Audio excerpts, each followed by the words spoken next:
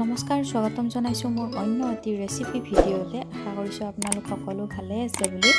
আজি মই আপোনালোকৰ কাৰণে লৈ আহিছোঁ ৰঙালাও গুটিৰ লগত বনোৱা মাছৰ এটা সুন্দৰ ৰেচিপি। আপোনালোকে খায়নে বাৰু এই ধৰণে? খাবচোন কেতিয়াবা।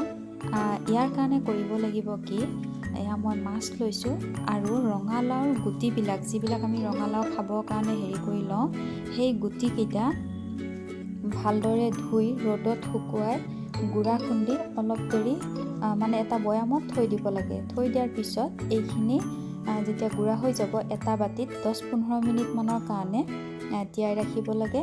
আৰু তিয়াই ৰাখি তাৰপিছত এই ধৰণে দেখুৱাই থকা ধৰণে এখন চালনিলে চালি ইয়াৰ যিখিনি সীতা হয়, সীতাখিনি পেলাই দিব লাগে, এই ধৰণে দেখাই দিয়া ধৰণে।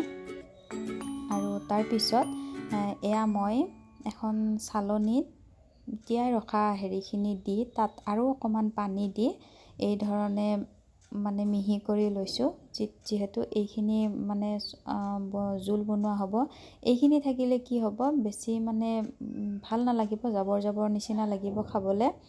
আৰু বহুত ধুনীয়া ৰেচিপি হয় এইটো এটা।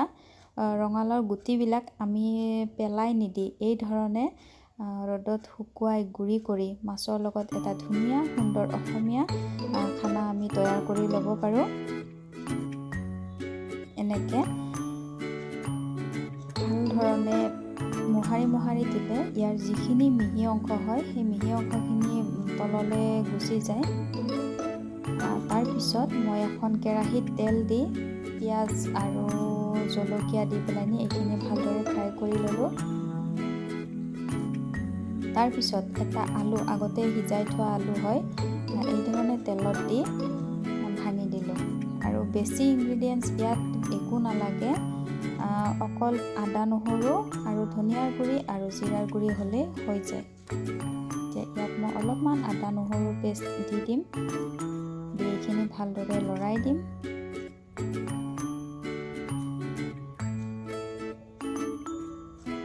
আৰু ইয়াতে এতিয়া মই অলপমান জিৰাৰ গুড়ি আৰু অলপমান ধনিয়াৰ গুড়ি দি দিছোঁ। দি এইখিনি ভালদৰে লৰাই দিম। নিমখটো মই পিছত দিম, এতিয়া নিদিওঁ। আৰু ইয়াত অলপমান হালধি দি দিলোঁ। হালধিখিনি দি মই এতিয়া ভালদৰে লৰাই ইয়াত যিখিনি বনাই ৰাখিছিলোঁ ৰঙালাওৰ গুটিৰ এইখিনি ইয়াত মই ঢাকি দিম।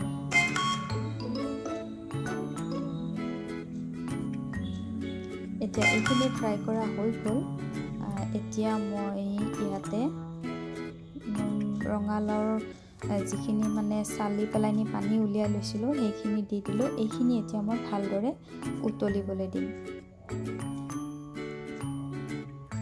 উতলিলে এইখিনি ওপৰলৈ এনেকুৱা উঠি অহা নিচিনা লাগে।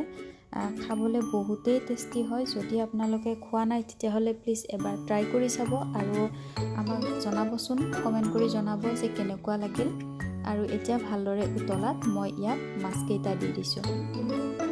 মাছকেইটা দিয়াৰ পিছত এইখিনি অলপমান সময় আৰু মাছৰ হেৰিটো উঠিবৰ কাৰণে, মাছৰ টেষ্টটো আহিবৰ কাৰণে মই কিছু দেৰি উতলিবলৈ দিম।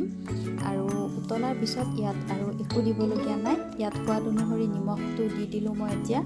যদিহে ৰেচিপিটো চাই ভাল পালে তেতিয়াহ'লে প্লিজ এটা লাইক কৰি দিব, আৰু যিসকল নতুন আহিছে প্লিজ চেনেলটো ছাবস্ক্ৰাইব কৰি দিব। ধন্যবাদ।